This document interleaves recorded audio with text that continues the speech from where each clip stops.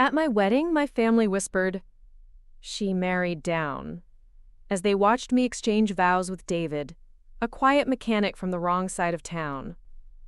They had no idea that within hours, his security detail would arrive and change everything they thought they knew about the man I loved. My name is Sarah Chen, and I learned that day that sometimes the people who love you the least are the ones who think they know you the best. Before we jump back in, tell us where you're tuning in from, and if this story touches you, make sure you're subscribed, because tomorrow, I've saved something extra special for you. The morning of my wedding started exactly as I had feared it would. I stood in the bridal suite of the Riverside Manor, a beautiful venue overlooking Lake Michigan that my parents had insisted on booking despite my protests about the cost. The ivory silk dress hung perfectly on my frame, the one my mother had chosen after dismissing 3 others I had actually loved.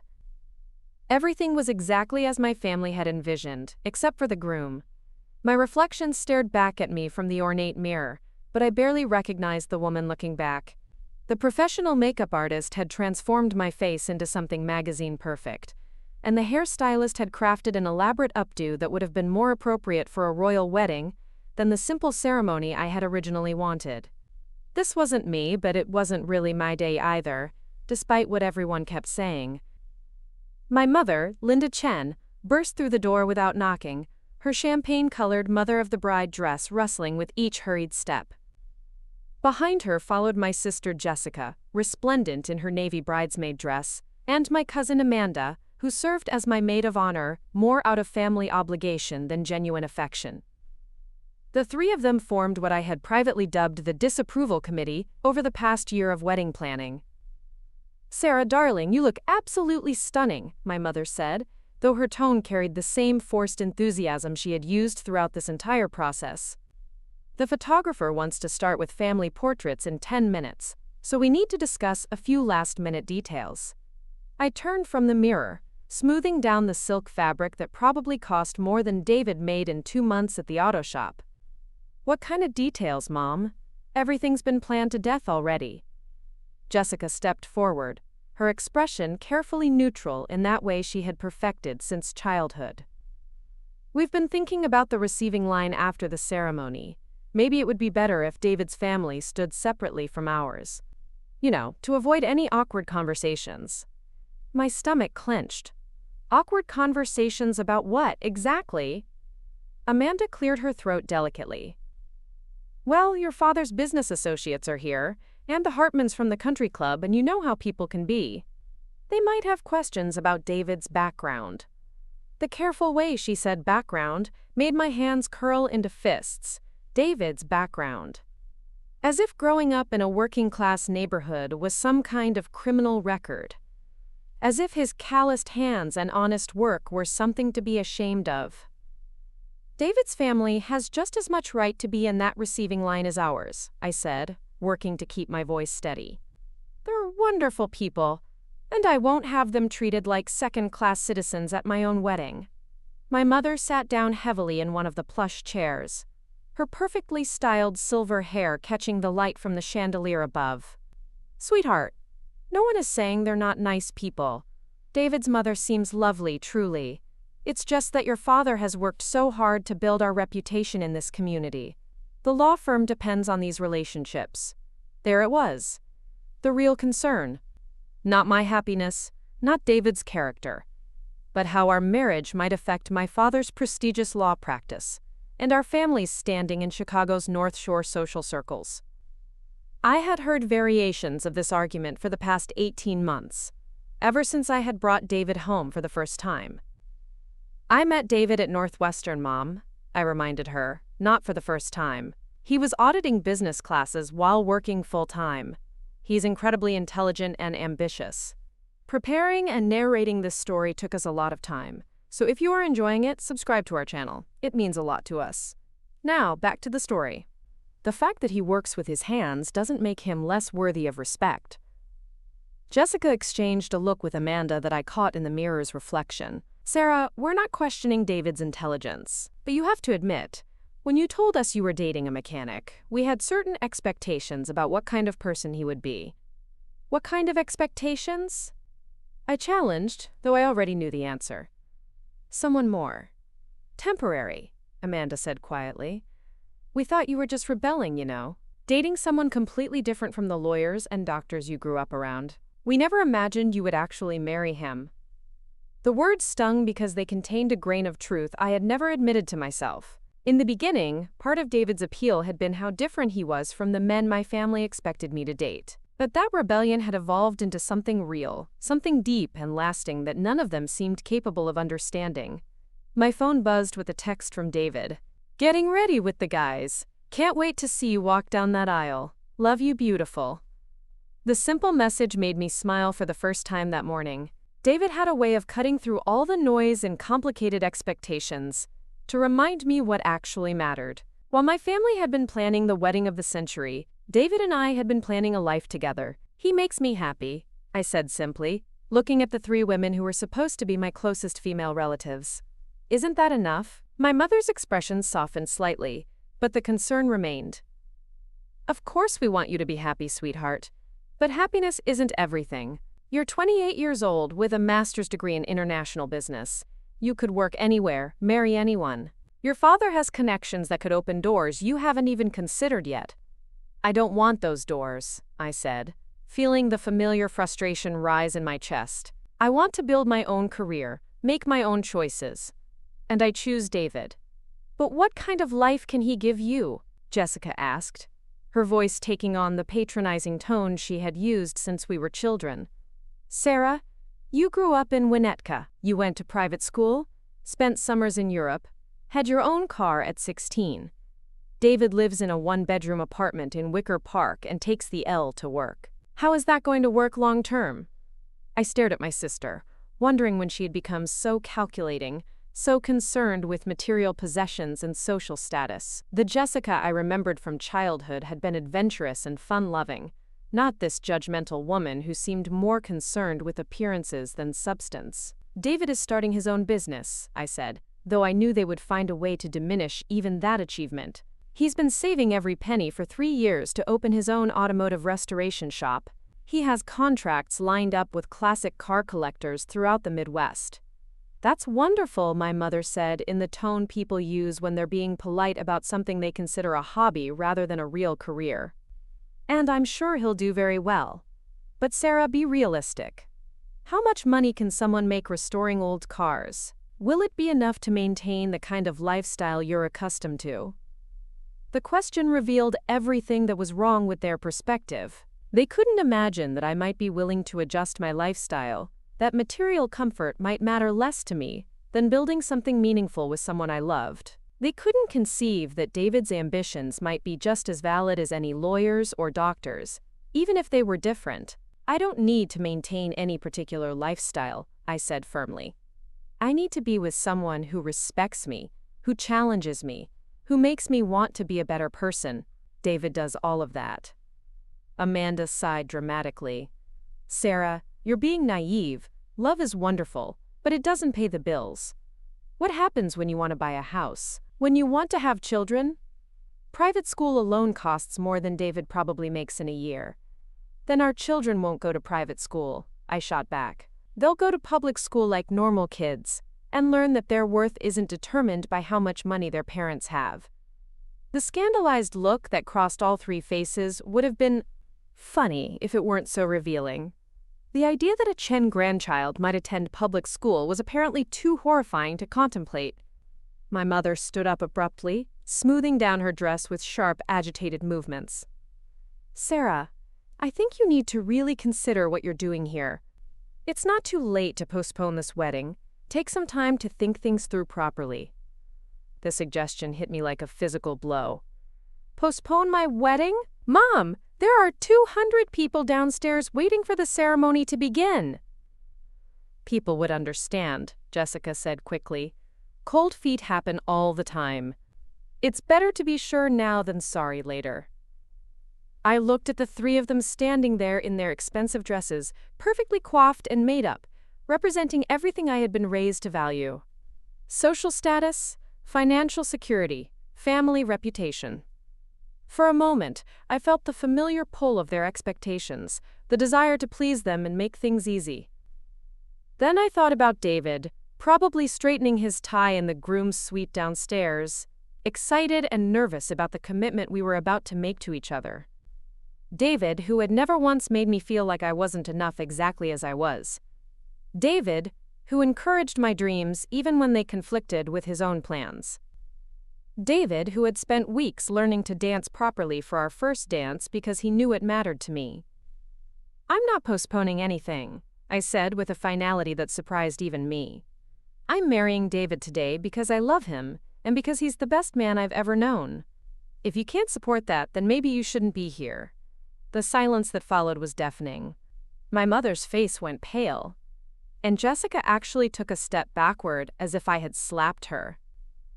Amanda busied herself with unnecessary adjustments to her bouquet, clearly uncomfortable with the confrontation. "Sarah," my mother said slowly, "you don't mean that." "I do mean it," I replied, though my heart was pounding. I'm tired of defending my choices to people who are supposed to love me unconditionally. David isn't perfect, but neither am I. The difference is that he sees my flaws and loves me anyway, while all of you seem determined to point out his supposed shortcomings. There was a knock at the door, and my father's voice called out, "Ladies, it's time for photos. Sarah, you look beautiful, sweetheart." My father, Robert Chen, entered the room in his perfectly tailored tuxedo, his silver hair impeccably styled and his smile warm but slightly strained. He had been trying to stay neutral throughout the family drama surrounding my engagement, but I knew the pressure from my mother and sister had been wearing on him. "Dad," I said, grateful for the interruption but dreading the continuation of this conversation. He looked around the room, clearly sensing the tension. "Is everything all right in here? The photographer is getting anxious, and David's family is ready for the pictures." "Everything's fine," my mother said quickly, but her voice was tight. "We were just discussing some last-minute logistics." My father's eyes met mine in the mirror, and I saw understanding there. He knew exactly what kind of logistics they had been discussing. Over the past months, he had been the only family member who had made any real effort to get to know David, and I suspected he had developed a grudging respect for my future husband. "Well, logistics can wait," he said diplomatically. "Right now we have a wedding to photograph and a ceremony to begin. Sarah, are you ready?" I took a deep breath, looking at my reflection one final time. The woman in the mirror looked elegant and composed, nothing like the confused and hurt person I felt like inside. But sometimes that's what growing up means. Learning to present strength even when you feel vulnerable. "I'm ready," I said, and meant it. The photo session was a masterclass in polite fiction. We smiled and posed, arranged ourselves in traditional family groupings, and pretended that everything was perfectly harmonious. The photographer, a cheerful woman named Margaret who had probably captured hundreds of weddings, directed us with professional efficiency. "Beautiful! Now let's get one with just the bride and her mother. Sarah, turn slightly toward your mom." "Perfect!" I smiled until my cheeks ached, standing next to my mother who had perfected the art of looking loving and supportive for the cameras while maintaining her disapproval in private. Jessica and Amanda flanked us in several shots, their expressions warmly sisterly despite the tension that still hummed between us. When David's family joined us for the combined family photos, the contrast was immediately apparent. His parents, Mike and Carol Thompson, looked genuinely happy and excited, their smiles natural and unforced. His younger sister Emma beamed with joy, and his grandfather, a spry 80-year-old named Frank, kept making gentle jokes that had everyone laughing.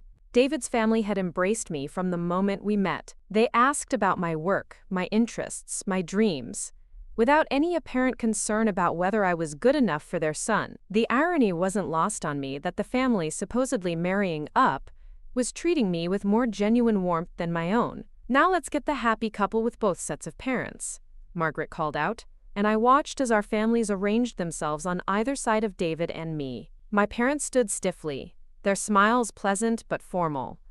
David's parents looked relaxed and genuinely delighted. The photograph would probably be beautiful, but I knew it would also capture something true about the dynamics at play. David squeezed my hand during the photos, sensing my tension even though I thought I was hiding it well. He had a gift for reading my moods, for knowing when I needed support without me having to ask for it. It was one of the many things I loved about him, and one of the many things my family had never bothered to notice. "You okay?" he whispered during a brief pause while Margaret changed camera lenses. "I'm perfect," I whispered back, and in that moment, standing next to him, I actually was. After the photos, we had 30 minutes before the ceremony was scheduled to begin. David and I weren't supposed to see each other again until I walked down the aisle, but we managed to steal a few minutes alone in a small alcove off the main hallway. "Your family seems tense," he observed, straightening his tie nervously. "Did something happen?" I considered telling him about the conversation in the bridal suite, but decided against it. He had enough to worry about without adding my family's drama to the mix. "Just normal wedding day nerves," I said instead. "You know how my mother gets about events." He nodded, but I could tell he wasn't entirely convinced. David was perceptive about people, especially about me. It was probably why he had never quite fit in with my family's social circle. He saw through the polite facades and careful conversations to the calculations underneath. "Sarah," he said, taking my hands in his calloused ones, "if you're having second thoughts, if any of this feels wrong, we can figure something else out. I don't need a big wedding to know that I want to spend my life with you." The offer was so genuinely meant, so free of ego or expectation, that it nearly brought tears to my eyes. Here was this man, dressed in his best suit, about to marry into a family that had made it clear they didn't think he was good enough, and he was offering to walk away if it would make things easier for me. "I'm not having second thoughts about you," I said firmly. "I'm having second thoughts about a lot of other things, but never about you." He smiled then, the crooked grin that had first caught my attention in that Northwestern lecture hall 2 years ago. "Good, because I already bought the ring and everything." I laughed despite my emotional state. "You bought that ring a year ago, David Thompson." "Best investment I ever made," he said, kissing my forehead gently so as not to disturb my carefully applied makeup. As we separated to return to our respective staging areas, I felt a renewed sense of purpose. My family could whisper and disapprove all they wanted. In an hour, I would be Mrs. Sarah Thompson, and that was all that mattered. The ceremony itself passed in a blur of carefully orchestrated moments. I walked down the aisle on my father's arm, smiling at the sea of faces that represented two very different worlds coming together. David's friends from the auto shop sat next to my former Northwestern classmates. His extended family from various working-class Chicago neighborhoods mixed with my parents' colleagues from the legal and business communities. David looked handsome and nervous at the altar, his best man Mike steadying him with a hand on his shoulder. The officiant, a kind minister who had agreed to perform a ceremony that honored both our backgrounds, spoke about love transcending differences and building bridges between worlds. I said my vows with conviction, meaning every word about loving and supporting David through whatever challenges life might bring. He spoke about feeling lucky to have found someone who saw him for who he really was, and I knew he understood more about my family's attitude than he had let on. The kiss that sealed our marriage was tender and real, a moment of genuine connection amid all the performance and protocol. As we turned to face our guests as husband and wife, I felt a surge of happiness that had nothing to do with the elaborate celebration surrounding us. The receiving line after the ceremony was exactly as uncomfortable as Jessica had predicted, though not for the reasons she had anticipated. My parents' friends and colleagues were politely cordial to David, offering congratulations while clearly struggling to make conversation with someone outside their usual social sphere. "What kind of cars do you work on?" asked Mr. Hartman from the country club, the question carrying a barely concealed condescension. "All kinds," David replied easily, "but I specialize in vintage restoration. Classic Mustangs, Camaros, some European imports. I'm actually opening my own shop next month." "How interesting," Mrs. Hartman said in a tone that suggested it was anything but. "And where did you two meet?" "Northwestern," I interjected before David could answer. David was auditing business courses while working full-time. The slight widening of Mrs. Hartman's eyes suggested she hadn't expected that detail. Like many people, she had made assumptions about David based on his profession, assumptions that didn't account for his intelligence or ambition. The pattern repeated throughout the line. Polite questions followed by surprised reactions when David's answers revealed depths they hadn't expected. I found myself both proud of how he handled the subtle interrogation and frustrated that he had to prove himself in ways that would never be expected of a lawyer or doctor. David's family, meanwhile, embraced everyone with genuine warmth. His mother Carol chatted easily with guests from both sides, asking about their work and families without any apparent judgment about their backgrounds. His father Mike found common ground with my father over their shared love of baseball, and his sister Emma charmed everyone with her natural enthusiasm. By the time we reached the reception, I was emotionally exhausted from managing the social dynamics and underlying tensions. The ballroom looked beautiful, decorated in the ivory and gold color scheme my mother had chosen, with elaborate floral centerpieces and crystal chandeliers, creating an undeniably elegant atmosphere. David and I sat at the head table with our wedding party, watching as our guests mingled with varying degrees of success. Some of my Northwestern friends had connected easily with David's family and coworkers, but the divide between my parents' social circle and David's world remained apparent. During dinner, the speeches began. My father spoke first, offering a toast that was warm but carefully neutral, focusing on my happiness without saying much about David specifically. David's father followed with a heartfelt welcome to the family that brought tears to my eyes, and seemed to soften even my mother's expressions slightly. Then Jessica stood up for her maid of honor speech, and I felt my stomach tighten with apprehension. My sister had a talent for saying exactly the wrong thing, while maintaining plausible deniability about her intentions. I've known Sarah my entire life, Jessica began, her voice carrying clearly through the ballroom sound system. She's always been the dreamer in our family, the one who was willing to take risks and try new things. Sometimes those risks paid off, sometimes they didn't, but Sarah always followed her heart. I gripped David's hand under the table, sensing where this might be heading. When Sarah told us she was dating David, I'll admit we were surprised. He was so different from anyone she had ever brought home before. But watching them together these past months, I've learned something important about love. Sometimes it's not about finding someone who fits into your existing life. Sometimes it's about finding someone who makes you want to build a completely new life. The speech continued in that vein, managing to sound supportive while subtly emphasizing how different David was from our family's expectations. By the time Jessica concluded with a toast to new beginnings and unexpected journeys, I felt drained and defensive. David squeezed my hand reassuringly. "She's trying," he whispered, and I marveled again at his ability to see the best in people, even when they weren't showing him their best selves. The dancing began shortly after dinner, and David and I took the floor for our first dance as husband and wife. He had indeed learned to waltz for the occasion, and while he wasn't smooth, he was determined and focused. The song was "At Last" by Etta James, chosen because the lyrics felt true to our relationship, the sense of finally finding the right person after years of uncertainty. As we swayed together in the center of the dance floor, surrounded by the watching crowd, I felt a moment of pure contentment. Whatever challenges lay ahead, whatever disapproval we might face, we had this. We had each other, and we had chosen this commitment with open eyes and full hearts. "No regrets?"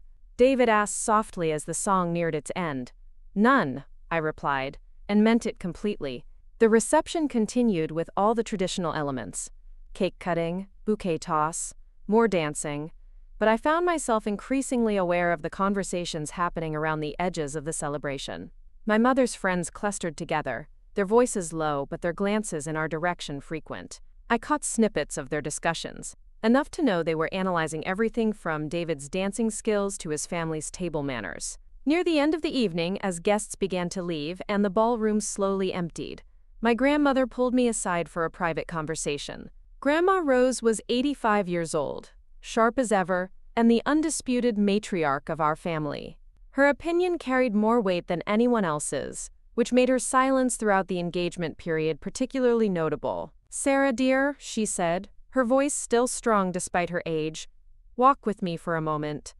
We moved to a quiet corner of the venue, away from the remaining guests and wedding party. My grandmother studied me with the keen eyes that had made her a formidable presence in Chicago society for 6 decades. "Are you happy?" she asked simply. "Yes," I replied without hesitation. "Very happy." She nodded slowly. "Good. That's what matters. Your young man seems decent, hardworking. He looks at you the right way." "The right way?" "Like you're precious to him, like he knows how lucky he is." She paused, her weathered hands adjusting her pearl necklace. Your parents are worried about practical things. Money, status, what people will think. Those concerns aren't entirely foolish, Sarah.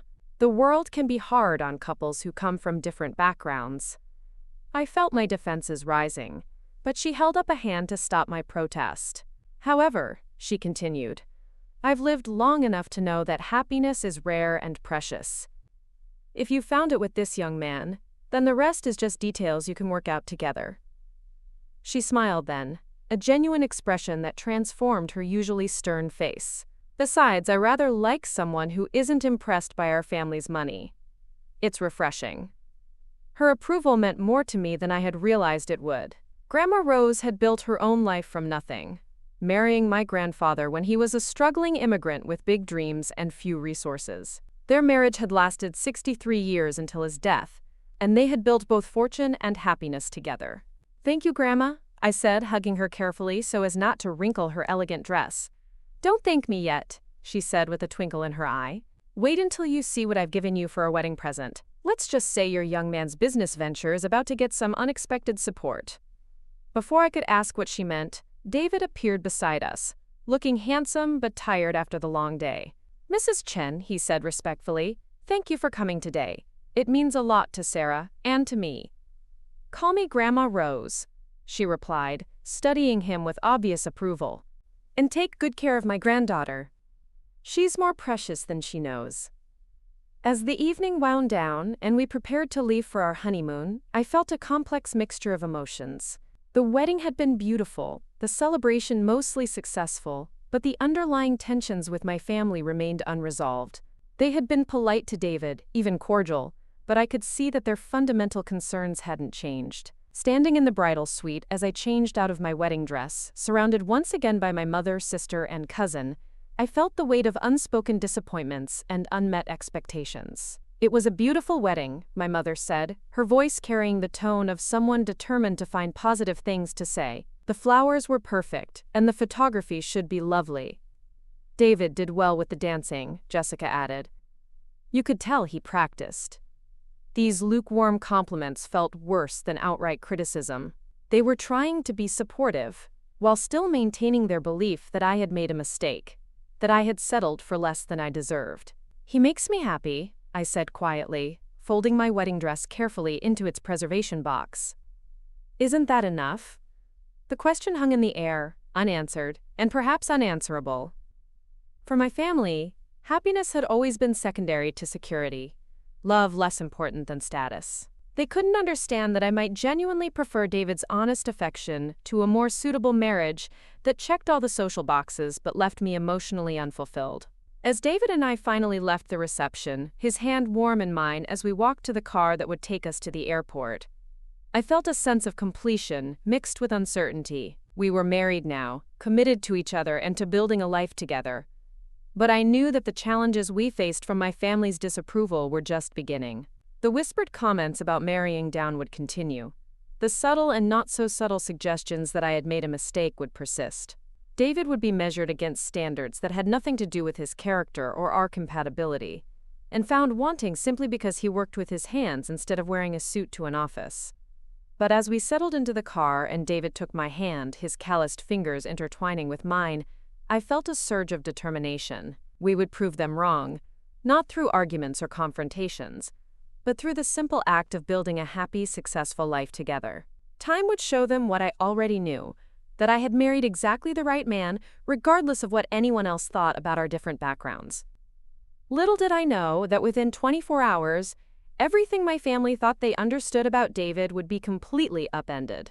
The quiet mechanic they had reluctantly accepted into their social circle was about to reveal depths they had never imagined, and their whispered concerns about me marrying down would become the least of their worries. Our honeymoon in Tuscany was everything I had dreamed it would be. David and I spent 10 days exploring medieval hill towns, tasting wine in ancient cellars, and simply enjoying being newlyweds without the weight of family expectations pressing down on us. For the first time in months, I felt completely relaxed, completely myself. David was different too, more at ease than I had seen him in a long time. Away from the subtle scrutiny of my family and the pressure to prove himself worthy, He revealed layers of knowledge and sophistication that had been hidden beneath his deliberately casual demeanor. He spoke passable Italian, navigated the narrow streets of Florence with confidence, and displayed an unexpected appreciation for Renaissance art that left me wondering what else I didn't know about the man I had married.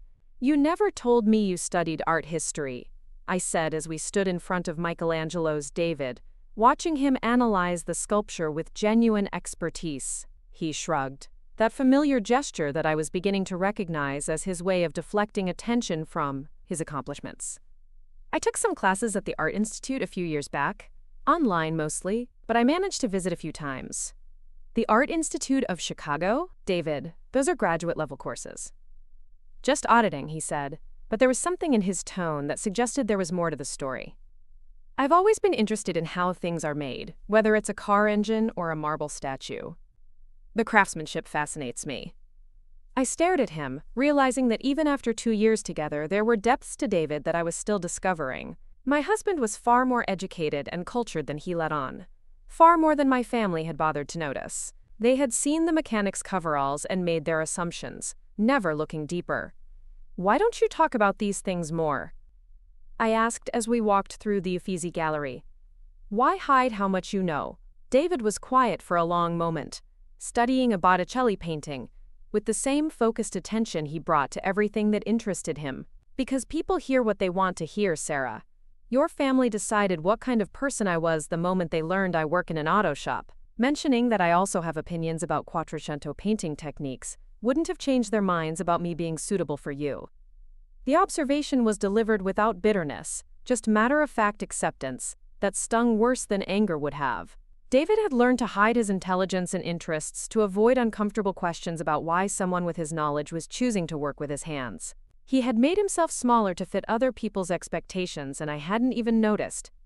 "I'm sorry," I said, meaning it deeply. "I should have seen that. I should have made sure they saw that." "You married me," he replied simply. "That's all the validation I need." But as we flew back to Chicago, I found myself thinking about all the assumptions that had been made, all the depths that had been dismissed. My family's conviction that I had married down wasn't just insulting to David. It was based on a fundamental misunderstanding of who he actually was. The first sign that something was different came at O'Hare Airport. As we collected our luggage from the carousel, I noticed a man in a dark suit standing near the exit, his eyes scanning the crowd with the kind of professional alertness that immediately caught my attention. When his gaze landed on David, he straightened slightly and spoke into what I now realized was a nearly invisible earpiece. "David," I said quietly, "there's a man over there who seems to be watching us." David followed my gaze, and his expression shifted in a way I had never seen before. Not fear, exactly, but a kind of resignation mixed with something that might have been relief. "I know," he said, shouldering his carry-on bag. "Come on, let's go." As we approached the exit, the man in the suit stepped forward. "Mr. Thompson, I'm Agent Martinez. We have a car waiting." David nodded, as if this was the most natural thing in the world. "Thank you. Sarah, this is Agent Martinez. Agent Martinez, my wife Sarah." Agent Martinez smiled politely and shook my hand. "Congratulations on your marriage, Mrs. Thompson. If you'll follow me, please." I found myself walking through the airport in a daze, my mind struggling to process what was happening. My husband, the mechanic from Wicker Park, was being escorted by what was clearly some kind of federal agent. The car waiting for us wasn't a taxi or rideshare, but a black SUV with tinted windows and government plates. "David," I said as we settled into the back seat, Agent Martinez taking the front passenger seat while another agent I hadn't noticed before drove. "What exactly is going on?" David took my hand, his expression apologetic but determined. "There are some things I need to tell you, Sarah. Things I should have told you before we got married, but I was hoping I could keep you separate from all of this." My heart started pounding. "All of what?" "David, you're scaring me." "I'm not who you think I am," he said quietly. "I mean, I am David Thompson, and I do work as a mechanic, and everything between us is real. But that's not the whole story." The SUV was moving smoothly through Chicago traffic, taking a route I didn't recognize. Through the tinted windows, I could see we were being followed by at least one other similar vehicle. "Then tell me the whole story," I said, surprised by how steady my voice sounded despite the chaos in my mind. David was quiet for a moment, choosing his words carefully. "My full name is David Alexander Thompson. My father is Michael Thompson, but not the Mike Thompson you met at our wedding. That was my Uncle Mike, my father's older brother. My actual father is Admiral Michael Thompson, currently serving as the Deputy Director of the Defense Intelligence Agency." The words hit me like physical blows. The Defense Intelligence Agency. Admiral. Deputy Director. I stared at my husband, seeing him clearly for the first time and realizing how little I had actually known. "You're military," I said, the pieces beginning to fall into place. "Was military," David corrected. "I served 8 years in the Navy, specialized in intelligence analysis and counterintelligence operations. I left active duty 3 years ago, but certain aspects of my background mean I'll always be of interest to various government agencies." "Interest how?" Agent Martinez spoke from the front seat. "Mrs. Thompson, your husband's service record includes some highly classified operations. There are foreign intelligence services that would very much like to have a conversation with him, which is why we take his security seriously." I felt like I was living in someone else's life. This morning I had been Mrs. Sarah Thompson, married to a charming mechanic with artistic interests. Now I was apparently Mrs. Sarah Thompson, married to a former intelligence operative who required federal protection. "The auto shop," I said, grasping for something familiar to hold on to. "Your business plans are completely real," David assured me quickly. "Sarah, I know this is overwhelming, but I need you to understand that nothing about us is fake. I didn't meet you as part of some operation. I didn't marry you for cover. I fell in love with you at Northwestern, and I married you because I want to spend my life with you. But you lied to me." The accusation came out harsher than I intended. "I withheld information," David said carefully. "And yes, that was wrong. But I was trying to protect you. The less you knew about my background, the safer you would be." The SUV turned into the underground garage of a downtown office building I didn't recognize. The fluorescent lights cast harsh shadows as we pulled into a parking space near an elevator marked, "Authorized personnel only." "Where are we?" I asked. "Secure facility," Agent Martinez replied. "We need to conduct a brief debriefing about your trip and discuss some security protocols going forward." "Security protocols?" David squeezed my hand. "Sarah, by marrying me, you've automatically become a person of interest to the same people who are interested in me. It's a precaution, but a necessary one." As we rode the elevator up to an unmarked floor, I tried to reconcile everything I thought I knew with this new reality. David had been military intelligence. His father was an admiral. There were foreign agents who might want to kidnap or harm us. The quiet mechanic I had fallen in love with was actually someone who required federal protection. The elevator opened onto a nondescript office floor that looked like any corporate environment except for the complete absence of windows and the presence of several more agents in dark suits. We were led to a conference room where a woman in her 50s was waiting, her gray hair pulled back in a professional bun, and her expression serious but not unkind. "David, welcome back," she said, standing to shake his hand. "And you must be Sarah. I'm Director Patricia Hawkins. Congratulations on your marriage." "Thank you," I managed, still feeling like I was floating outside my own body. "Please, sit down," Director Hawkins said, gesturing to chairs around the polished conference table. "I know this is a lot to process, but we need to bring you up to speed on some security considerations." For the next hour, I listened as Director Hawkins and several other officials explained the world I had unknowingly married into. David's military service had included operations in Eastern Europe, the Middle East, and Southeast Asia. He had been involved in gathering intelligence on terrorist networks, foreign military capabilities, and cyber warfare operations. His knowledge of classified information made him a target for foreign intelligence services, and now, by extension, so was I. "We don't anticipate any immediate threats," Director Hawkins assured me. David's been out of active service for 3 years, and his cover has been solid. But marriages change things. Background checks, social media presence, family connections, all of that creates potential vulnerabilities. My family, I said, the implications beginning to dawn on me. Do they know? They're about to, David said grimly. Sarah, there's more. The security briefing is just the beginning. We need to tell your parents everything, and we need to do it today. Today? David, they just got home from the wedding. They need time to process. They need time to understand that their assumptions about me were wrong. David interrupted. And they need to understand that certain security measures are now necessary for everyone's protection.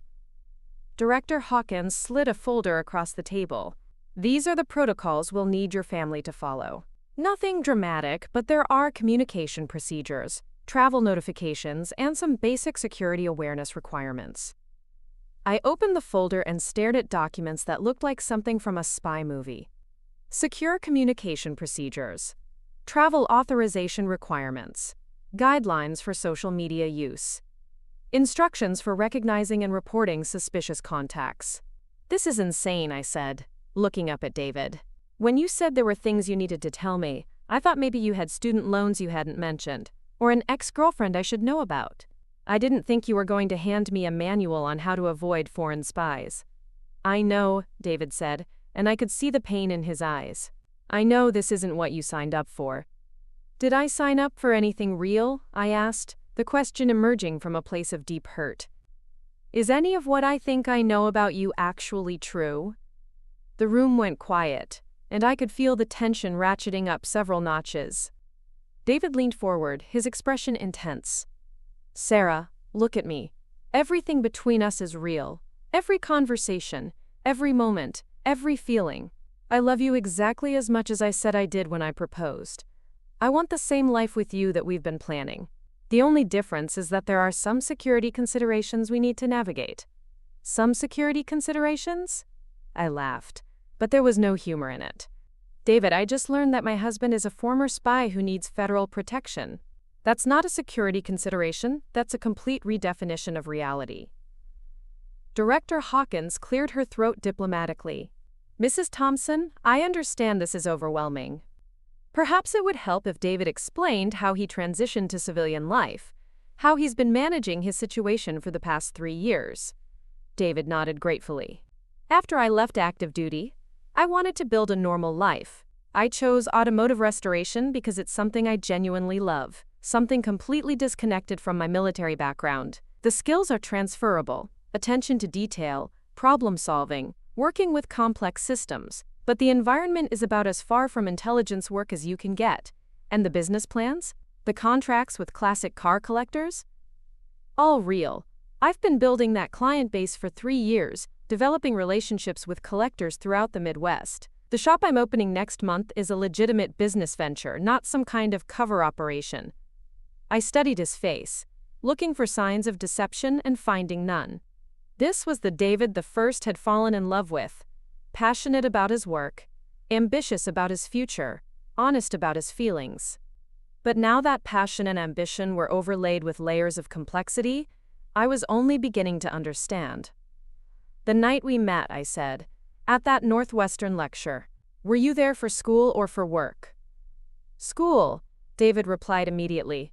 I was auditing business courses because I knew I wanted to start my own company eventually. I needed to understand finance, marketing, management. Meeting you was completely accidental and completely wonderful. And when you asked me out? When you introduced me to your family? All real, all genuine. Sarah, my Uncle Mike and Aunt Carol, my sister Emma, my grandfather Frank. They're all exactly who they appear to be. I introduced you to them because they're my real family, and I wanted you to know the person I actually am beneath all the other complications. Agent Martinez spoke up from his position near the door. Mrs. Thompson, if it helps, we've been monitoring your relationship from the beginning. Standard protocol for anyone connected to someone with David's background. There was never any indication that your marriage was anything other than genuine. The statement was meant to be reassuring, but it had the opposite effect. You've been monitoring our relationship? Routine surveillance, Director Hawkins said quickly. Nothing invasive, just basic security checks, making sure there were no foreign contacts attempting to exploit the connection. I felt violated and furious. So while I was falling in love and planning a wedding, you were watching and evaluating whether I was a security risk. Standard procedure, Agent Martinez said, but his tone suggested he understood my anger. Standard for you, maybe, not for me. I stood up abruptly, needing space to think. I need some air. I need time to process all of this. Sarah, David started to rise, but I held up a hand to stop him. No, just give me a few minutes to wrap my head around the fact that my entire marriage has been observed and analyzed by federal agents. Director Hawkins gestured toward a smaller conference room. There's a private space next door if you need some time. Agent Martinez can show you. I followed Agent Martinez to the adjacent room, grateful for a few moments alone to try to organize my thoughts. Through the interior window, I could see David talking intensely with Director Hawkins, his body language tense and apologetic. The truth was, I wasn't sure how to feel about any of this. Part of me was hurt and angry about the deception, about the revelation that our private relationship had been anything but private. But another part of me was beginning to understand why David had kept these secrets, why he had tried to protect me from a world I never could have imagined. After 10 minutes, I returned to the main conference room, my emotions somewhat under control. I need to understand something, I said, taking my seat across from David. If you're out of active service, why is all this security still necessary? Why can't you just be a normal civilian? Director Hawkins answered, David's knowledge and experience don't disappear when he leaves active duty. Foreign intelligence services have long memories, and they're always looking for opportunities to recruit former American operatives. Marriage creates vulnerability. It gives them potential leverage. Leverage how? Kidnapping, blackmail, threats against family members, Agent Martinez said bluntly. Standard tactics for turning intelligence assets. The casual way he listed these possibilities made my blood run cold. This wasn't theoretical. These were real threats that could affect my life, my family's lives. So what happens now? I asked. Do we disappear into witness protection? Do I have to quit my job and pretend to be someone else?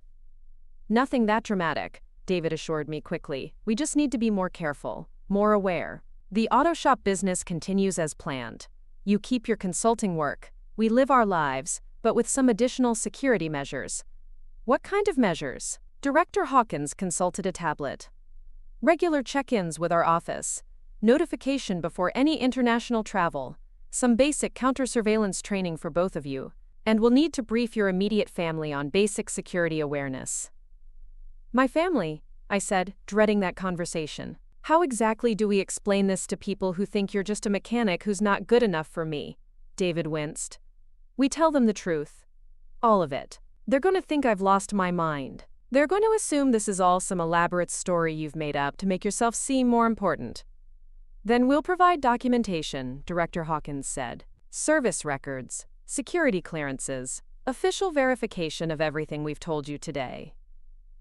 I imagined my parents' faces when federal agents showed up at their Winnetka home to explain that their daughter's unsuitable husband was actually a former military intelligence operative who required ongoing security protection. The irony was almost too much to bear. When do we tell them? Today, David said firmly. Sarah, I've already put you in danger by waiting this long. I should have told you everything before we got married, but I was selfish. I wanted a normal relationship, a normal wedding, a normal life. But that's not an option anymore. Was it ever an option? David was quiet for a long moment. I thought it could be. I thought if I kept my distance from anything related to my military service, if I built a completely separate civilian identity, I could make it work. But getting married changed the equation. How? Because now I have something to lose, he said simply. Before, if foreign agents came after me, the worst they could do was kill me or try to turn me. Now they have you. They have leverage I can't protect against on my own. The weight of that statement settled over me like a heavy blanket. I had married David thinking I was gaining a partner and a future. I hadn't realized I was also becoming a potential target. "I'm sorry," David said, his voice thick with emotion. "I'm sorry I got you into this. I'm sorry I didn't tell you everything from the beginning. I'm sorry your family was right to be concerned, just not for the reasons they thought." I looked at my husband. This man I loved, this stranger I was still getting to know, this former spy who fixed classic cars and could analyze Renaissance sculpture with equal expertise. Nothing about our situation was normal or simple, but the feeling between us was still real. "I'm not sorry," I said finally. "I'm scared, I'm confused. I'm angry that you didn't trust me enough to tell me the truth. But I'm not sorry I married you." Relief flooded David's face. "Does that mean you're willing to work through this? To figure out how to make it work with all these complications?" I considered the question seriously. The life I had imagined for us, the quiet domestic happiness, the normal challenges of marriage and career and family, was gone. In its place was something far more complex and dangerous, something that would require constant vigilance and careful management. But the alternative was losing David, and that wasn't acceptable. "Yes," I said, "but no more secrets.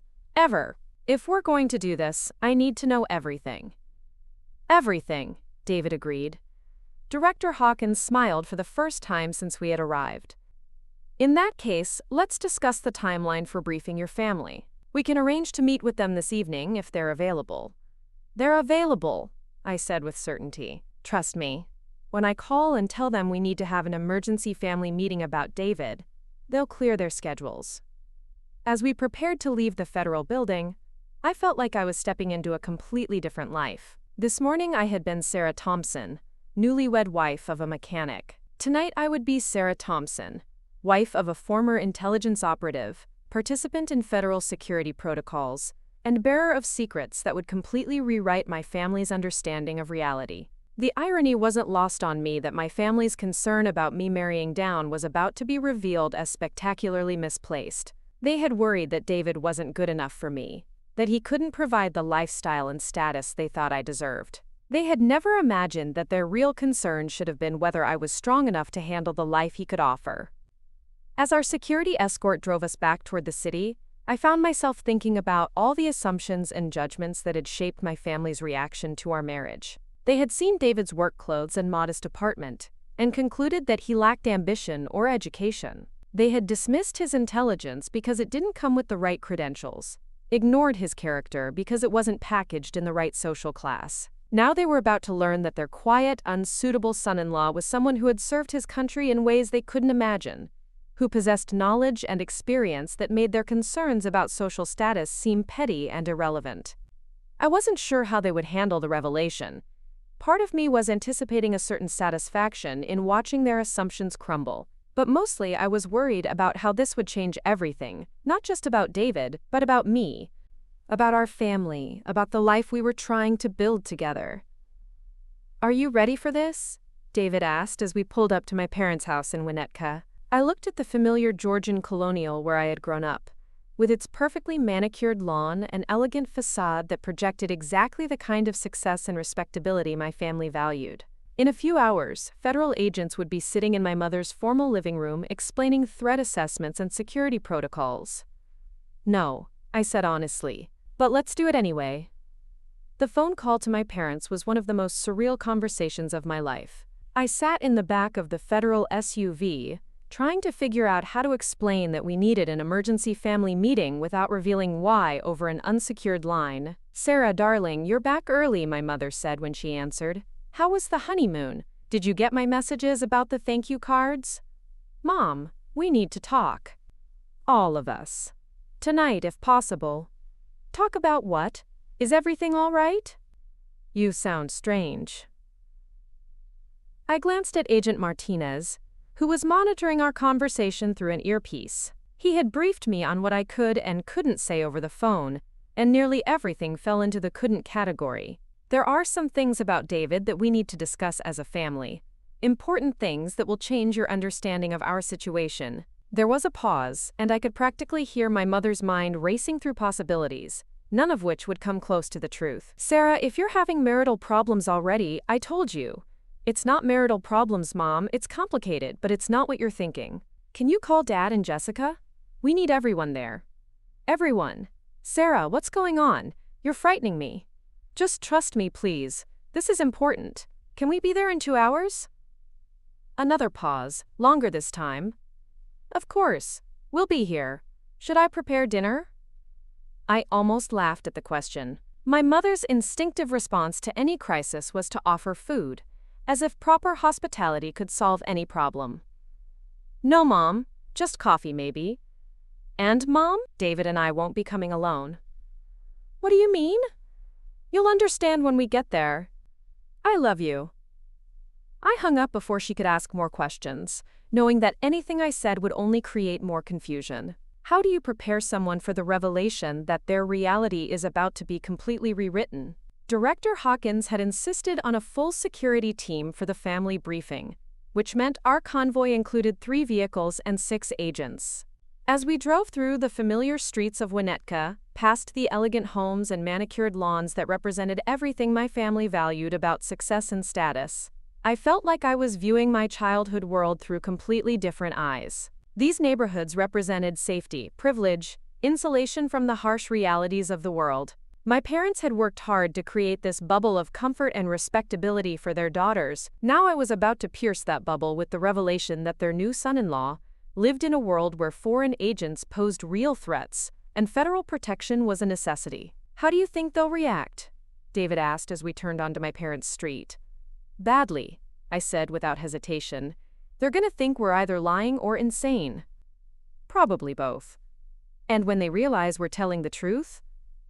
I considered the question as we pulled into my parents' circular driveway. I honestly don't know. My family has very fixed ideas about how the world works. This is going to challenge everything they believe about safety, about control, about their ability to protect the people they love.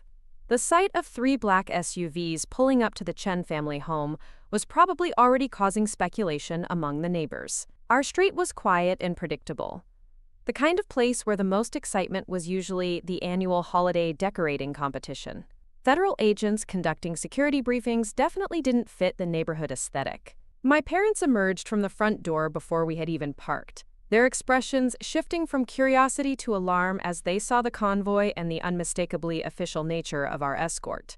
My father's legal training had taught him to recognize law enforcement when he saw it, and my mother's social instincts were already calculating the potential damage to their reputation. Sarah? My father called out as David and I approached the house, flanked by Director Hawkins and Agent Martinez. What's going on here? Dad, Mom, I need you to stay calm and listen to everything we have to say before you react, I said, which was probably the worst possible way to prepare someone for shocking news. My mother's face had gone pale. Are you in some kind of legal trouble? Is this about taxes? Immigration issues? No, Mom. It's about David. Jessica arrived just as we were heading inside, her car pulling up behind our security convoy. She climbed out slowly, her eyes wide as she took in the scene. Sarah, what the hell is happening? She demanded, striding up the walkway. There are federal agents at our parents' house. That's what we're here to explain, I said, feeling the weight of the moment settling over all of us. Inside, my parents' formal living room had been transformed into something resembling a war room. Director Hawkins and her team had arrived early to conduct a preliminary security sweep and set up their equipment. Laptops, secure communication devices, and stacks of official documents covered my mother's antique coffee table. My parents and Jessica stood in the doorway, taking in the scene with expressions that ranged from bewilderment to outright panic. Please, everyone sit down, Director Hawkins said, her tone professional but not unkind. I'm Director Patricia Hawkins, with the Defense Intelligence Agency. We need to brief you on some matters concerning national security and your family's safety. National security, my father repeated, his lawyer instincts kicking in. I think we need to understand what authority you have here, what legal basis. Dad, I interrupted, please. Just listen first, ask questions later. We arranged ourselves around the living room like players in an absurd drama. My parents sat rigidly on their cream-colored sofa, Jessica perched on the edge of an armchair, and David and I took seats across from them. The federal agents positioned themselves strategically around the room, their presence both protective and ominous. "Before we begin," Director Hawkins said, "I need everyone to understand that what we're about to discuss is classified information. You'll be required to sign confidentiality agreements, and there are serious legal consequences for sharing any of this information without authorization." "Classified information about what?" my mother asked, her voice barely above a whisper. Director Hawkins looked at David, who nodded grimly. "Ma'am, your daughter has married a former intelligence operative with the United States Navy. David Thompson served 8 years in military intelligence, specializing in counterintelligence operations in several classified theaters of operation." The silence that followed was deafening. I watched my family's faces as they processed the words, saw the moment when the implications began to sink in. "That's impossible," Jessica said finally. "David's a mechanic. He fixes cars." "He is a mechanic," Director Hawkins confirmed. "That's his current civilian occupation. But his military service included extensive intelligence work that makes him a person of ongoing interest to foreign intelligence services." My father found his voice first. "Are you telling us that David is some kind of spy?" "Was a spy," David said, speaking for the first time since we had entered the house. "I left active duty 3 years ago to pursue civilian life. But certain aspects of my background mean I'll always require security monitoring." My mother was staring at David as if she had never seen him before. "You lied to us. For 2 years, you lied to us about who you are." "I withheld information about my military service," David replied carefully. "Everything else about me is exactly what it appears to be. My feelings for Sarah, my family, my business plans, all of that is genuine." "But you're not just a mechanic," Jessica said, her voice rising. "You're some kind of secret agent who's put our entire family at risk." "That's not accurate," Agent Martinez interjected. "Mr. Thompson's civilian transition has been carefully managed to minimize any security risks. However, his recent marriage does create some new considerations that we need to address." "What kind of considerations?" my father asked, his legal mind focusing on practical implications. Director Hawkins consulted her tablet. "Foreign intelligence services are always looking for leverage against former American operatives. Marriage creates potential vulnerabilities. Family members who could be targeted for kidnapping, blackmail, or other forms of coercion." The words hit my mother like physical blows. "Kidnapping? Are you saying my daughter could be kidnapped because of who she married?" "We don't anticipate any immediate threats," Director Hawkins assured her quickly. "David's cover has been solid for 3 years, and his transition to civilian life has been successful. But we do need to implement some basic security protocols to ensure everyone's safety." "Security protocols," my father repeated. "What exactly does that mean?" Agent Martinez opened a folder and began distributing documents. "Communication procedures, travel notifications, some basic awareness training. Nothing that will significantly impact your daily lives, but important precautions nonetheless." I watched my family read through the security requirements, saw their faces grow increasingly pale as the reality of the situation became clear. These weren't theoretical concerns. These were real procedures designed to protect against real threats. "This is insane," Jessica said, throwing the papers down on the coffee table. "Sarah, do you understand what you've gotten us all into?" "She hasn't gotten anyone into anything," David said firmly. "This is my responsibility, my situation to manage. Sarah could walk away right now and return to her normal life if she wanted to." "Could she really?" my mother asked sharply. "Or is she already too deep in whatever world you come from?" Director Hawkins answered. "Mrs. Chen, your daughter's safety is our primary concern. She has choices, but those choices need to be made with full awareness of the security implications." "And what are those implications exactly?" my father pressed. "Spell it out for us. What kind of life is my daughter going to have married to someone with your background?" David and Director Hawkins exchanged glances, and I could see them weighing how much to reveal. "The truth is," David said finally, "most of the time it will be a completely normal life. I run my business, Sarah pursues her career, we build a family. The security considerations are mostly precautionary." Mostly precautionary, my mother repeated. What about the times when they're not precautionary? There have been incidents, Director Hawkins admitted. Former operatives who've been targeted by foreign services. But those cases typically involve individuals who maintained some connection to intelligence work, either officially or unofficially. David's complete separation from that world significantly reduces the risk. But doesn't eliminate it, my father said. No, Director Hawkins confirmed. It doesn't eliminate it. Jessica stood up abruptly, pacing to the window that overlooked our perfectly manicured backyard. So Sarah gets to spend the rest of her life looking over her shoulder, wondering if someone is going to try to kidnap her to get to her husband. That's an extreme characterization, Agent Martinez said. The security protocols we're implementing are designed to prevent exactly those kinds of scenarios. But they're necessary because the risk exists, Jessica shot back. Because my sister married someone who comes with enemies we can't even identify. I don't have enemies, David said quietly. I have former adversaries who might see me as an opportunity, but that's different. Is it? My mother asked. Is it really different when it comes to our daughter's safety? The conversation was spiraling into exactly the kind of panicked overreaction I had feared. My family was latching onto the worst-case scenarios while ignoring the broader context of David's situation and the measures being taken to protect everyone involved. Stop, I said, standing up to interrupt the escalating argument. All of you, just stop. The room went quiet, everyone turning to look at me. You're all acting like David deliberately deceived us to put us in danger. That's not what happened. He withheld information about his military service because he was trying to build a normal civilian life. He married me because he loves me, not because he wanted to drag us into some spy thriller. But that's what's happened, isn't it? My mother said. Whatever his intentions, we're now involved in a world we never asked to be part of. Yes, I said simply, that's what's happened. And now we have to decide how to handle it. My father leaned forward, his expression serious.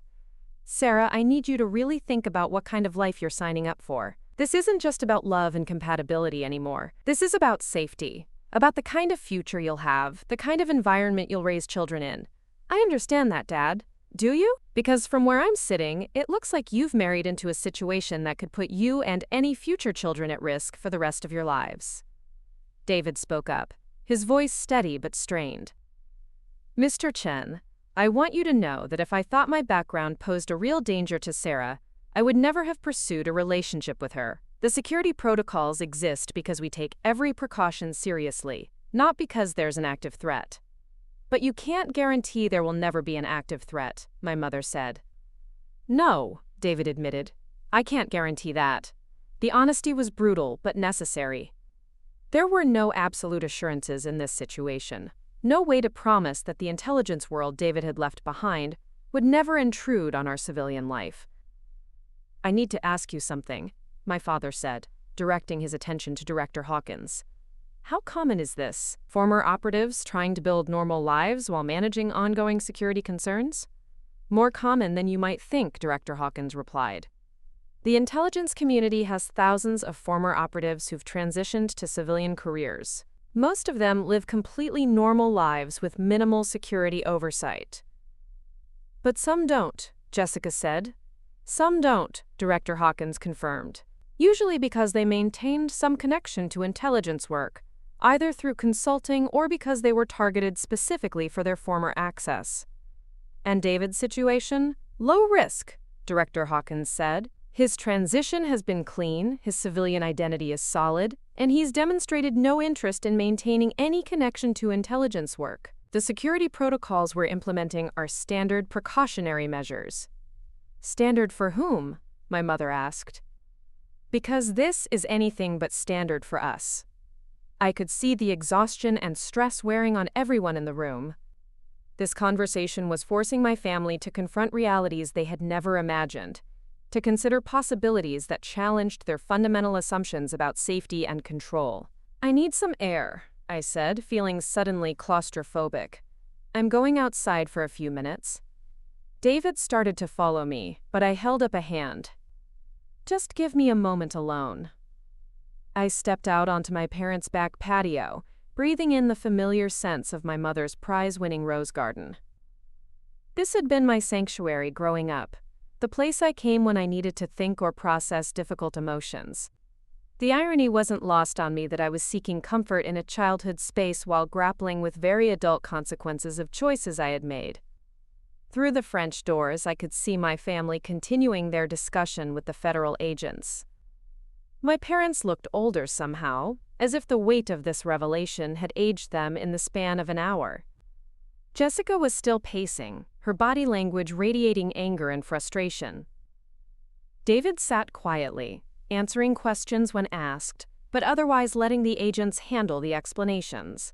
After 10 minutes, David joined me outside, closing the door behind him but staying close enough to respond if needed. "How are you holding up?" he asked. "I don't know," I answered honestly. "Part of me is angry that you didn't trust me enough to tell me all of this before we got married.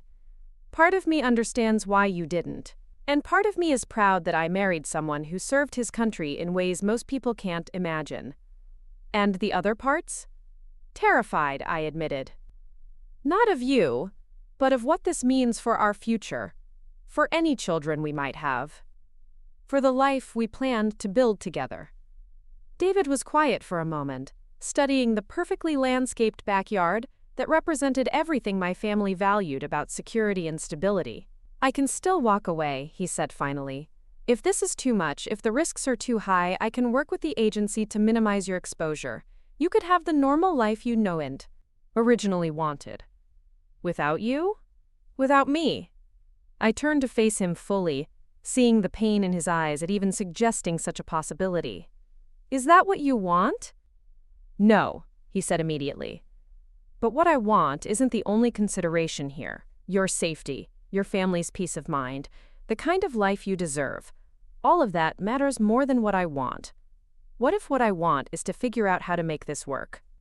What if I think you're worth the complications? Then we figure it out together," David said. "But I need you to go into this with your eyes open. The security protocols aren't just paperwork, Sarah. They're real limitations on how we live our lives. Travel restrictions, communication monitoring, constant awareness of potential threats. It's not the carefree future we talked about. But it's still a future with you." "Yes," he said, "if you want it." I thought about the conversations that would follow this revelation, the adjustments our families would have to make, the careful balance we would need to maintain between normal life and security consciousness. It wasn't the simple happiness I had imagined, but it was real and honest in ways our relationship had never been before. "I want it," I said. "All of it. The complications, the security protocols, the federal agents checking up on us. I want the truth, even when it's difficult." David's relief was visible, his shoulders sagging as tension he had been carrying for months finally began to release. "Thank you," he said quietly, "for choosing this. For choosing us. Thank you for finally trusting me enough to let me choose." When we returned inside, the atmosphere in the living room had shifted subtly.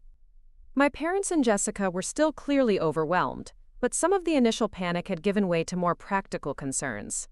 "We need to discuss next steps," Director Hawkins was saying as we took our seats. "The security protocols need to be implemented immediately, and everyone needs training on the new procedures." "When you say training," my father asked, "what exactly does that involve?" "A few hours of instruction on communication security, travel procedures, and threat recognition," Agent Martinez replied. "We can conduct the training here or at our facility, whatever's more convenient for your family." "And how long do these protocols remain in effect?" Jessica asked. "Indefinitely," Director Hawkins said, "though they may be modified over time based on changing threat assessments." My mother looked directly at David for the first time since the briefing had begun. "I need you to understand something.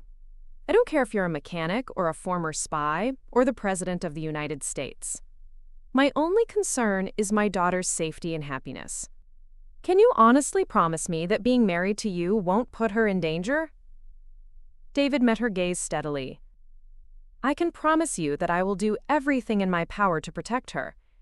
that I will work with the best security professionals in the country to minimize any risks, and that I will never again withhold information that could affect her safety. But I can't promise that danger will never exist. No one can make that promise to anyone they love. It wasn't the reassurance my mother had been hoping for, but it was honest, and I could see that she respected the honesty even if she didn't like the reality it represented. "The security briefing is just the beginning," I said, addressing my family directly. "We're all going to have to adjust to a new normal, but we can do this together as a family, or we can let fear and resentment tear us apart." "I know which option I prefer." My father nodded slowly. "We'll do the training. We'll follow the protocols. And we'll support you and David however we can. But Sarah, I want regular communication about how this is affecting your life. If the security situation changes, if new threats emerge, I want to know immediately." "Agreed," I said. Jessica finally spoke up, her voice quieter than it had been all evening. "I owe you an apology, David. We all do. We made assumptions about who you were and what you could offer Sarah, and we were wrong on every count." "You were protecting someone you love," David replied. "I understand that. I respect," quote. Director Hawkins began packing up her materials. The formal briefing apparently concluded. "We'll be in touch within 48 hours to schedule the security training. In the meantime, if you have any questions or concerns, Agent Martinez will be your primary contact." As the federal agents prepared to leave, I felt a strange sense of completion. The secrets were finally out, the truth had been revealed, and while the future remained uncertain, at least we were all operating from the same set of facts. My family walked us to the door, their expressions a mixture of exhaustion, concern, and grudging acceptance. This wasn't how any of us had imagined our lives would unfold, but we were committed to making it work. "Sarah," my mother said as we reached the car, "be careful, be smart, and call us if you need anything." "I will, Mom."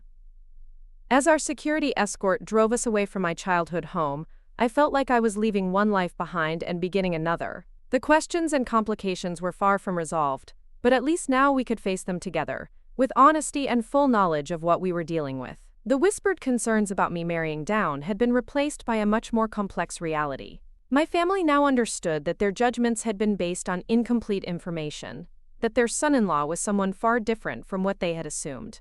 Whether that knowledge would ultimately bring us closer together or create new tensions remained to be seen, but at least we were finally operating from a place of truth. The security training took place at an unmarked office building in downtown Chicago, and watching my family navigate the world of threat assessment and counter-surveillance protocols was both surreal and oddly satisfying. My mother, who had spent years perfecting the art of social navigation, found herself learning how to detect whether she was being followed. My father, accustomed to controlling every aspect of his legal practice, had to accept that there were now federal guidelines governing his travel and communication habits. Jessica surprised everyone by taking to the training with unexpected enthusiasm. Her competitive nature, usually directed towards social climbing and professional advancement, found a new outlet in mastering the security procedures. She peppered Agent Martinez with questions about surveillance techniques and threat recognition with the same intensity she had once brought to law school exam preparation. "So if I notice the same person in 3 different locations over the course of a day, that's a potential concern?" she asked, taking notes with characteristic thoroughness. "Potentially," Agent Martinez confirmed, "but context matters. Someone in your office building, then at the coffee shop across the street, then at the parking garage, might just work in the area. The same person at your gym, your grocery store, and your apartment building would be more concerning." I watched my family absorb information that had never been part of their carefully ordered world, and I found myself seeing them differently. Stripped of their social pretenses and forced to confront real-world dangers, they were revealing depths of adaptability and strength I hadn't fully appreciated. David sat quietly through most of the training, occasionally clarifying technical points but mostly observing how my family processed this crash course in personal security. I could see him reassessing his assumptions about them, just as they were reassessing their assumptions about him. The transformation became most apparent during a practical exercise where Agent Martinez had my family practice detecting surveillance while navigating a controlled environment. My mother, who had always prided herself on her awareness of social dynamics, proved remarkably adept at spotting the agents who were posing as potential threats. "There," she said quietly, indicating a man in a business suit who had appeared in their peripheral vision for the third time in 15 minutes. "He's trying too hard to look busy." "Excellent observation, Mrs. Chen," Agent Martinez said approvingly. "You're picking this up quickly." The praise seemed to unlock something in my mother. For the first time since David's revelation, she looked genuinely engaged, rather than just fearful. She was discovering that the skills she had developed for reading people in social situations translated surprisingly well to security awareness. My father's legal training served him well in understanding the procedural aspects of the security protocols. He asked detailed questions about jurisdiction, authority, and legal protections, approaching the situation with the same methodical thoroughness he brought to complex cases. "What's our legal recourse if we believe we're being surveilled inappropriately?" he asked during a break in the training. "That depends on who's doing the surveillance and for what purpose," Agent Martinez replied. "Foreign intelligence services operating illegally would be a matter for law enforcement. Domestic surveillance would depend on whether proper warrants and procedures were followed. And how would we know the difference? That's where communication with our office becomes crucial. We can help you assess whether any suspicious activity is connected to legitimate security concerns or something else entirely." The conversation revealed how much my father's perspective had shifted in just a few days. Instead of seeing the security protocols as an intrusion on his family's privacy, he was beginning to understand them as a framework for protection and empowerment. But it was David's demonstration of his own capabilities that truly changed how my family saw him. During an advanced portion of the training, Agent Martinez asked David to show my family some of the counter-surveillance techniques he had learned during his military service. What followed was a masterclass in situational awareness and tactical thinking that left my family speechless. David moved through the training environment with fluid precision, identifying potential threats, establishing escape routes, and demonstrating communication techniques with an expertise that was impossible to ignore. "These skills become second nature after enough training," David explained as he walked my family through his thought process. "You learn to constantly evaluate your environment, identify anomalies, plan contingencies." It sounds paranoid, but it's really just being prepared. Jessica watched him work with obvious fascination. "This is what you did in the military? This level of training?" "This is basic stuff," David replied. "The advanced techniques are classified, but yes, this is the foundation of how we operated." My mother was staring at David as if seeing him for the first time. The quiet, deferential man who had sat at her dinner table making polite conversation about the weather was revealing himself to be someone with skills and knowledge she had never imagined. "You've been holding back," she said suddenly. "All this time, at family dinners, at social events, you've been deliberately minimizing yourself." David looked uncomfortable with the observation. "I wasn't minimizing myself. I was trying to fit in." "By hiding who you really are?" "By emphasizing the parts of who I am that seemed most relevant to civilian life." It was a diplomatic answer, but my mother wasn't satisfied. "David, I need to ask you something directly. When you were sitting at our dinner table listening to Robert talk about his legal cases, were you thinking that his work was trivial compared to what you had done?" The question hung in the air, challenging and vulnerable at the same time. David considered it carefully before responding. "No," he said finally. "I was thinking that your husband had built something lasting and meaningful in a world where the rules are clear and justice is achievable. That seemed pretty remarkable to someone coming from a world where the rules change constantly and justice is often ambiguous." The answer seemed to surprise my mother. "You weren't looking down on our civilian concerns?" "Mrs. Chen, I spent 8 years in environments where people were trying to kill me or extract information from me. Coming home to family dinners where the biggest concern is whether the roast is overcooked felt like the most precious thing in the world." The conversation was interrupted by Agent Martinez, who wanted to move on to communication security protocols, but something fundamental had shifted in the room. My family was beginning to understand not just what David had done, but who he was underneath all the classifications and security clearances. The training concluded with a session on emergency procedures, which forced everyone to confront the reality that, despite all precautions, dangerous situations could still arise. Agent Martinez walked them through contact protocols, safe locations, and decision-making frameworks for various threat scenarios. The goal is never to use any of this information, he emphasized. But if circumstances require it, you'll know how to respond effectively. As we prepared to leave the training facility, my grandmother's words from the wedding reception came back to me. She had said that David looked at me the right way, like I was precious to him. Now I was beginning to understand that his protectiveness came from hard-won knowledge of how dangerous the world could be, how quickly safety could disappear.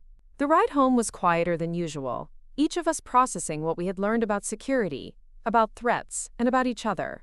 My parents sat in the back of their sedan, talking in low voices about contingency plans and communication protocols. Jessica rode with David and me, asking technical questions about the training with genuine curiosity rather than skepticism. I had no idea, she said as we navigated evening traffic.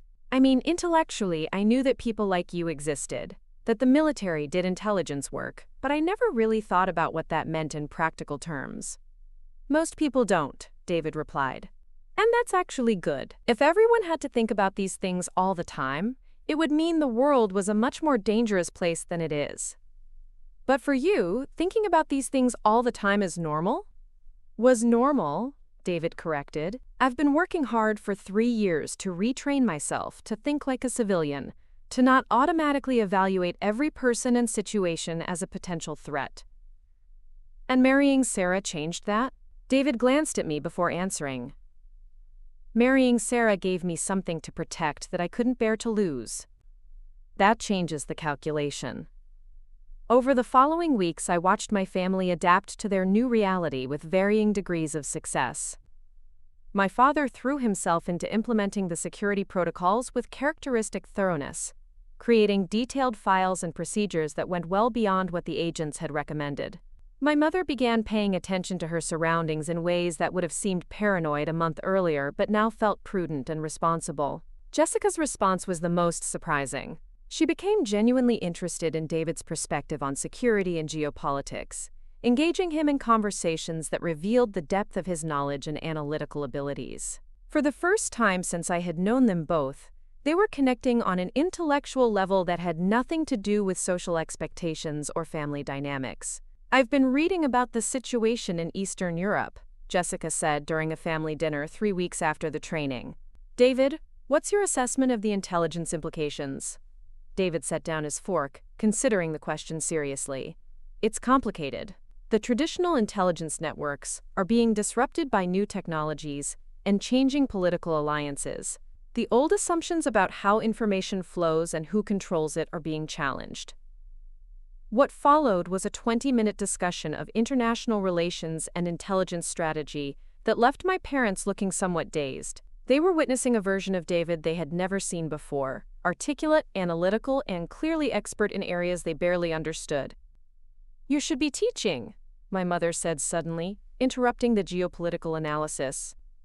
David, you should be teaching at a university, sharing this knowledge with students. David looked uncomfortable with the suggestion. I'm happy with my automotive business, Mrs. Chen. I like working with my hands, building something tangible. But you're clearly capable of so much more. I'm doing exactly what I want to be doing, David said firmly. Intelligence work taught me a lot of things, but it also taught me the value of simple, honest labor. Restoring a classic car doesn't require security clearances or threat assessments. When I'm done, there's something beautiful that will last for decades. I could see my mother struggling with this perspective. Her entire worldview was built around maximizing potential, leveraging advantages, climbing higher on whatever ladder presented itself. The idea that someone would deliberately choose a simpler path when more prestigious options were available was difficult for her to process. But my father seemed to understand. There's something to be said for work that lets you sleep peacefully at night, he observed. I've spent my career dealing with conflicts and problems. Building something instead of just solving other people's problems has appeal. The conversation marked a turning point in how my family viewed David's choices. Instead of seeing his automotive business as a limitation or lack of ambition, They were beginning to understand it as a deliberate choice made by someone who had experienced enough complexity and danger to value simplicity and craftsmanship. This shift in perspective became even more apparent when David's business officially opened. What my family had originally seen as a modest venture in an unglamorous industry was revealed to be something far more sophisticated and ambitious. The grand opening of Thompson Classic Automotive was held in a converted warehouse in an up-and-coming neighborhood west of downtown. David had spent months transforming the space into a state-of-the-art restoration facility, complete with specialized equipment and climate-controlled storage areas. My family arrived expecting a small gathering in a garage-like setting. Instead, they found themselves at an elegant event attended by serious collectors, automotive journalists, and museum curators. David moved through the crowd with quiet confidence, discussing restoration techniques and automotive history with an expertise that commanded obvious respect. "This is incredible," my mother whispered to me as we watched David explain the mechanical intricacies of a 1967 Shelby Cobra to a group of fascinated collectors. I had no idea the automotive world was so sophisticated. "Or so lucrative," my father added, overhearing a conversation about a restoration project that would cost more than most people's annual salaries. Jessica was studying the business model with obvious admiration. "He's not just fixing cars, he's preserving automotive history, creating art. These collectors aren't just customers, they're patrons, supporting a master craftsman." The evening reached its climax when David was introduced to speak about his vision for the business. Standing before the assembled crowd, he was completely in his element, passionate and articulate about his craft. "Automotive restoration is about more than returning a vehicle to its original condition," he said, his voice carrying clearly through the warehouse space. "It's about preserving the artistry and engineering innovation of previous generations. Every classic car tells a story about the time when it was built, the people who designed it, the culture that produced it." He went on to discuss his plans for educational programs, partnerships with automotive museums, and apprenticeship opportunities for young people interested in learning traditional craftsmanship skills. What emerged was a vision that was both commercially viable and culturally significant. "I never imagined," my mother said to David as the evening wound down. "When you first told us about your business plans, I thought you were just trying to make the best of limited options. I didn't understand that you were building something meaningful and lasting." "I don't need you to understand it," David replied, but his tone was gentle rather than defensive. "I just need you to trust that I know what makes me happy and what will allow me to provide for Sarah." "Provide for her?" My father looked around the warehouse, taking in the expensive equipment, the sophisticated clientele, the obvious success of the venture. "David, I think you're going to do considerably better than just provide for her." The financial projections that David shared with us later that evening confirmed my father's assessment. Thompson Classic Automotive was positioned to become one of the premier restoration facilities in the Midwest, with a client base that included some of the most serious collectors in the country. "I don't understand," my mother said, studying the business plan with obvious confusion. "If you had this kind of potential all along, why did you let us think you were just struggling to get by?" "Because I wasn't sure it would work," David replied honestly. "Starting any business is risky, especially one that depends on such a specialized market. I didn't want to make promises I couldn't keep or create expectations I couldn't meet. But you could have told us about your background, your education, your experience. You could have helped us understand who you really are." David was quiet for a moment, considering his response. "Mrs. Chen, would it have mattered? If I had told you on the first day we met that I was a former intelligence operative with a master's degree in international relations and plans to build a successful business, would you have welcomed me into your family?" The question hung in the air, challenging and uncomfortable. My mother's silence was answer enough. "You would have assumed I was lying or exaggerating," David continued. "You would have looked for reasons to doubt my story because it didn't fit your assumptions about what someone from my background should be. It was easier to let you form your own opinions based on my actions rather than my credentials." "That's not fair," Jessica protested. You didn't give us a chance to know the real you." "I gave you exactly the same chance I gave Sarah," David replied. "The opportunity to decide whether you liked me based on how I treated the people I care about, whether I was honest and reliable, whether I made Sarah happy. The rest is just details." The conversation forced my family to confront uncomfortable truths about their own assumptions and prejudices. They had judged David based on surface appearances and social expectations, rather than taking the time to understand who he really was underneath those impressions. But the transformation in their attitudes was becoming increasingly apparent.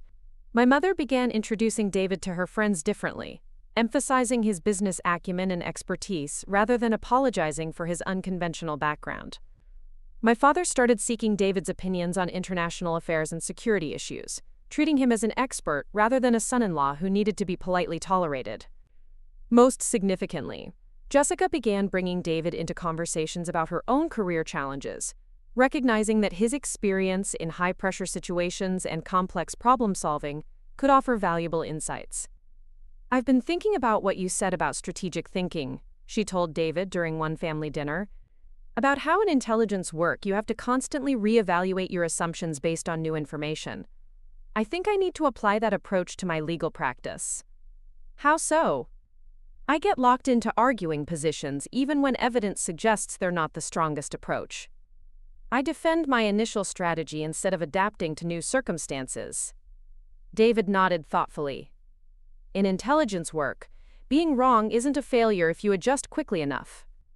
The failure is in continuing to act on bad information after you should have known better." These conversations revealed David's analytical abilities and strategic thinking in ways that my family found both impressive and useful. Instead of seeing him as someone who had settled for less than his potential, they were beginning to understand that he had made deliberate choices based on careful evaluation of his options and priorities. The final confirmation of their changed perspective came during a crisis that tested everyone's understanding of the new reality we were all navigating. A security alert from Agent Martinez brought federal agents back to my parents' house on a quiet Tuesday evening, and suddenly all the training and protocols we had learned became very real and very necessary. The threat turned out to be minor. A former associate of David's from his military days who had been making inquiries about his current location and activities. The man wasn't considered dangerous, but his interest in David triggered security protocols that required immediate assessment and response. Watching my family handle the situation revealed how much they had internalized, not just the security procedures, but a new understanding of the kind of person they had welcomed into their lives. Instead of panic or recrimination, they responded with calm competence and absolute unity in protecting both David and me. "Whatever you need us to do," my father told Agent Martinez, "we'll do it. David is family and we protect our family." The statement marked the completion of a transformation that had begun with whispered concerns about me marrying down and evolved into genuine respect and acceptance. My family finally understood that they hadn't gained a son-in-law who wasn't good enough for me. They had gained one who was extraordinary in ways they had never thought to look for. 2 years later, I stood in the same Riverside Manor ballroom where my wedding reception had taken place, but this time the gathering was celebrating something entirely different. David's automotive restoration business had just been featured in a major automotive magazine as one of the most innovative facilities in the country, and the article had brought clients from across North America seeking his expertise. The celebration party was my mother's idea, which would have seemed impossible during those tense early days of our marriage. She had transformed from David's most reluctant critic into one of his most enthusiastic supporters, proudly showing the magazine article to anyone who would listen. "I always knew he was special," she told Mrs. Hartman from the country club, the same woman who had struggled to make conversation with David at our wedding reception. "Sarah has excellent judgment in choosing partners." I watched this exchange with amazement, remembering how different my mother's tune had been when she had whispered concerns about me marrying down. Now she spoke about David with genuine pride, emphasizing his business success, his expertise, and his character with equal enthusiasm. The guest list for tonight's celebration reflected how dramatically our world had expanded. Classic car collectors mingled with federal agents. Automotive journalists chatted with my father's legal colleagues, and David's military contacts shared stories with my Northwestern classmates. The rigid social boundaries that had once seemed so important to my family had dissolved into something far more interesting and inclusive. David moved through the crowd with the same quiet confidence he had always possessed, but now my family saw it for what it truly was. Not lack of ambition or social awkwardness, but the self-assurance of someone who knew exactly who he was and what he valued. Sarah, my grandmother, approached me near the bar, looking elegant as always despite her 87 years. "I have something for you." She handed me a small velvet box that I recognized immediately. Inside was her wedding ring from my grandfather, a simple platinum band that had witnessed 63 years of marriage. "Grandma, I can't accept this." "Of course you can. Your marriage reminds me of mine. Two people from different worlds who chose to build something beautiful together." She smiled, her eyes twinkling with mischief. "Besides, I told you at your wedding that your business venture was about to get unexpected support. That ring helped pay for David's initial equipment purchases." I stared at her, understanding dawning. "You invested in his business?"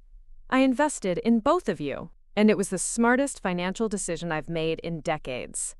Across the room, I could see David deep in conversation with Jessica and her new boyfriend, a fellow attorney who seemed genuinely interested in David's perspectives on international security issues. The dynamic between them had evolved from polite tolerance to genuine friendship, built on mutual respect and shared intellectual curiosity. My father appeared at my elbow, following my gaze. "He's good for her, you know." David challenges Jessica to think beyond her usual parameters. "She's become a better lawyer because of conversations with your husband." "And you, Dad? How has David changed your perspective?" My father considered the question seriously. "He's taught me that success isn't always measured in traditional ways. Building something meaningful matters more than building something impressive. I've started taking on more pro bono cases, working on issues that matter rather than just cases that pay well." The evening's highlight came when Agent Martinez, now a close family friend, stood to offer a toast. 2 years ago, we were concerned about security protocols and threat assessments. Tonight, we're celebrating the success of a man who represents the best of American values: service, integrity, craftsmanship, and dedication to family. The applause was genuine and enthusiastic, coming from people who had learned to see David not as a security concern or an unsuitable match, but as an accomplished professional and devoted husband. Later, as the party wound down, David and I found ourselves alone on the same terrace where we had stolen those quiet moments during our wedding reception. The view was the same, but everything else had changed. "Any regrets?" David asked, echoing the question from our wedding night. "Only that it took so long for everyone to see what I saw from the beginning," I replied. "You never needed to prove yourself to anyone, David. You were always enough." "I needed to prove it to myself," he admitted. "Building this business, earning your family's respect, creating a life that honors both my past and our future, that wasn't about them. That was about becoming the man I wanted to be for you."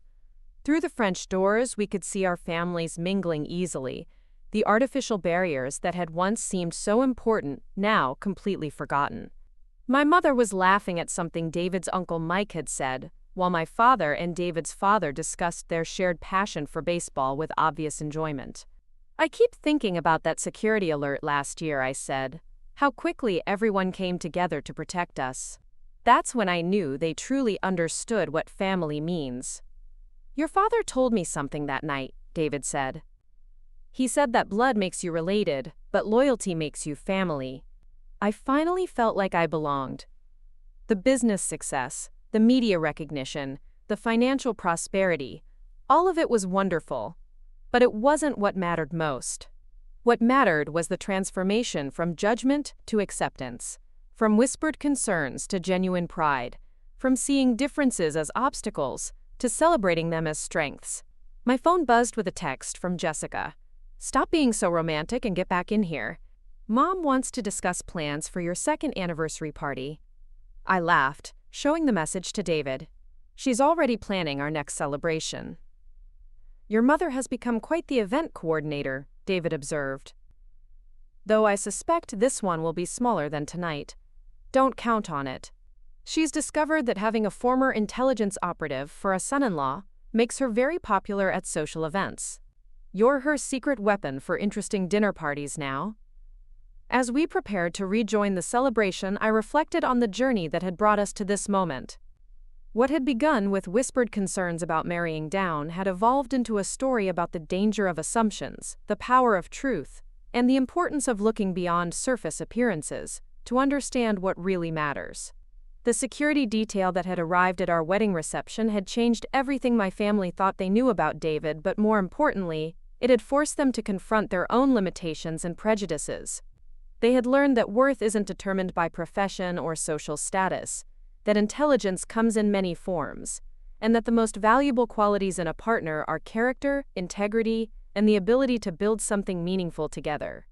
Standing there in the warm evening air, surrounded by the sounds of celebration and surrounded by people who had learned to see clearly, I knew that our story was far from over. There would be new challenges, new adventures, new opportunities to prove that love really can transcend any barrier when it's built on truth, respect, and genuine understanding. The whispers about marrying down had been replaced by conversations about partnership, success, and the beautiful life we were building together. Sometimes the greatest victory isn't proving others wrong, it's helping them discover they had been looking at everything from the wrong angle all along. Up next, you've got 2 more standout stories right on your screen. If this one hit the mark, you won't want to pass these up. Just click and check them out.